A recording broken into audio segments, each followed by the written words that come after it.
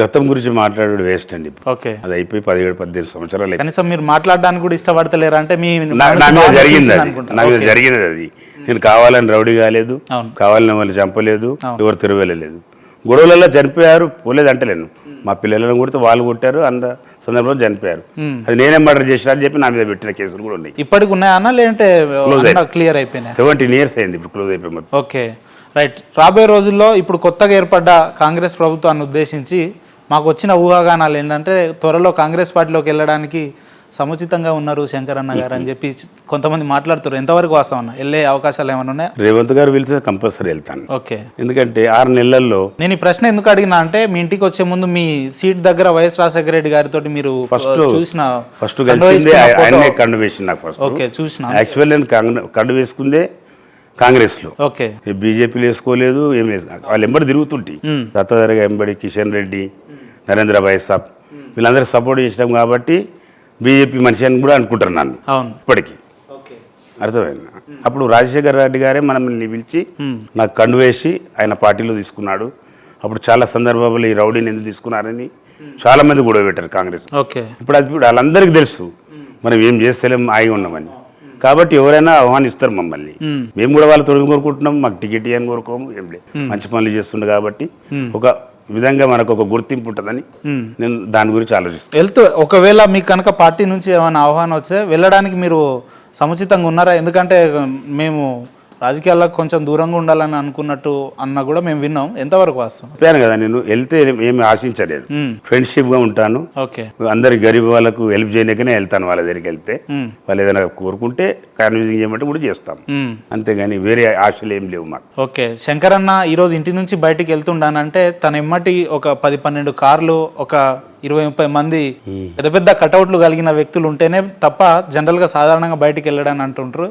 ఎందుకన్నా ఎందుకంత మీరు ఎన్ని కార్లు చెప్పండి ఇక్కడ? ఒక్క కార్లు ఎంత మంది పడతారు? 4-5 5 మంది. ఇంకా వేరే వాళ్ళంతా ఎక్కడ కూర్చొని రావాలి? నమ్మొద్దని అర్థం కాదు అది.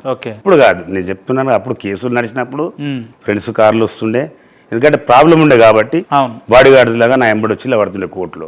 అంతే, అది ఎప్పుడో అయిపోయింది. అది ఇప్పుడు ఓన్లీ 1 కార్, ఏం లే, ఇంట్లోనే ఎక్కుంటాను, ఎక్కువ మటుకు ప్రజాసేవ చేసుకుంటూ ఉంటున్నాను, అంతే. ఓకే, పొద్దున్న లేస్తే శంకరన్న ఏ దేవుడిని మొక్కి బయటికి వెళ్తాడు? ఎందుకు శంకరన్నకు దేవుళ్ళు అంటే అంత నమ్మకం ఏర్పడింది? ఏ దేవుడు అంటే ఇప్పుడు ఒక దేవుని పేరు చెప్పి ఒకరిని నారాజ్ చేద్దామా మనం? ఓకే, అందరు దేవుళ్ళే, అందరిని మొక్కుతాం. మీరు చూడండి ఒకసారి, ఎవరిది ఫోటో లేదని కాదండి. సంవత్సరం మాల కూడా వేసుకుంటారట, దాని ప్రత్యేకత ఏంది? 24 years వేసుకున్నాను. మనశ్శాంతి ఉంటుండే మాల వేసుకుంటే, అన్నిటికి దూరం ఉంటుంటే, పూజలు చేసుకుంటూ జర మనశ్శాంతి ఉంటుండే కాబట్టి కంటిన్యూ చేశాను అది 24 years. దేవుడిని బాగా నమ్ముతారు అయితే? నమ్ముతాం. అయితే నిన్న అంటే మనం 5-6 నెలలుగా మనం చూస్తున్న కొన్ని వార్తలలో కొంతమంది వ్యక్తులు అసలు ఈ సమాజంలో కావచ్చు, మనిషి జీవనంలో దేవుడు అనే వ్యక్తే లేడు, అదంతా బూటకం అని చెప్పి కొంతమంది మాట్లాడుతుంటారు అన్న. అటువంటి వాళ్ళకి మీరు ఏం చెప్తారు? మరి దేవుడు లేకపోతే ఎందుకు మొక్కుతున్నారు అందరూ? ఓకే, కొంతమంది మూర్ఖులు అట్లా చెప్తారు, కానీ ఎవరు కూడా చూడండి కమస్కం ఇట్లా మొక్కుకోనని వెళ్తారు. చల్లగా చూడు స్వామి, నేను బయటకు పోయి వచ్చాడు కాపాడని చెప్పి ఎందుకు మొక్కుతారు? దేవుడు లేదే మొక్కుతురా? కొంతమంది మూర్ఖులు షాడిస్టులు ఉన్నారు, అట్లా చెప్పుకుంటారు. తప్పు వాళ్ళు చెప్పేది అది. దేవుడు ఉన్నాడు కాబట్టి ఇవన్నీ జరుగుతున్నాయి, కరెక్టా కదా అన్న? మారుతున్న కాలక్రమేణాన్ని బట్టి ఒక వ్యక్తి తన జీవన విధానాన్ని కావచ్చు, శరీర విధానాన్ని మార్పు మనం గమనించుకుంటూ ఉంటాం.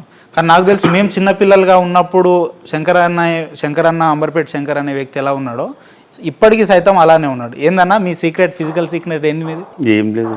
ఓకే, అప్పుడు అంటే ఎక్సర్సైజ్ చేస్తుంటే, ఇప్పుడు ఆపరేషన్ అయినాక ఎక్సర్సైజ్ ఇట్లా క్లోజ్ అని డైటింగ్ చేస్తాం.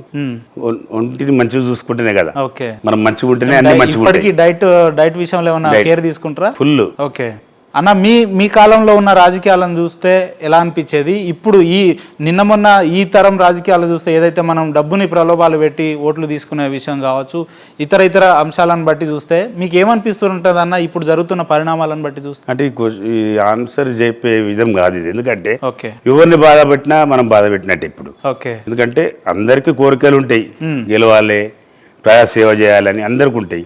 వచ్చిన తర్వాత చేంజ్ అయిన వాళ్ళు చాలా మంది, ఏది ఎమ్మెల్యే అయిన తర్వాత. కాకముందు ఎలా ఉండాలి అలా ఉండాలి, కానీ వచ్చిన తర్వాత చాలా మంది చేంజ్ అయ్యారు. గమాండు, రుబాబు, కొంతమంది గరీబులను కూడా సదాల్సిన దినాలు కూడా ఉన్నాయి. రైట్ అన్న, మీ దగ్గరికి చాలా మోతాదులో ల్యాండ్ సెటిల్మెంట్ సంబంధించిన విషయాలే ఎక్కువ వస్తుంటాయి అని విన్నాం. తప్పది. ఓకే, అసలు ఆ ల్యాండ్ అనే క్వశ్చన్ రాగానే నాకు ఇష్టమే ఉండదు ఇస్తలేరు. ఓకే. నాకు ఇష్టమే ఉండదు అది.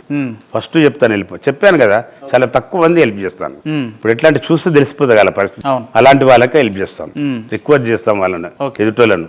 రుద్రాబాబు గరీబోలు వాళ్ళు పుస్తలు మెట్టలు అమ్ముకొని రిక్వెస్ట్ చేస్తారా? మీ స్టైల్లో మీరు చెప్తారా? అంటే నేను రిక్వెస్ట్ చేస్తాను. ఓకే. నా స్టైల్ అంటే అదే, ఓకే. వేరే మాట ఉండదు ఏమి.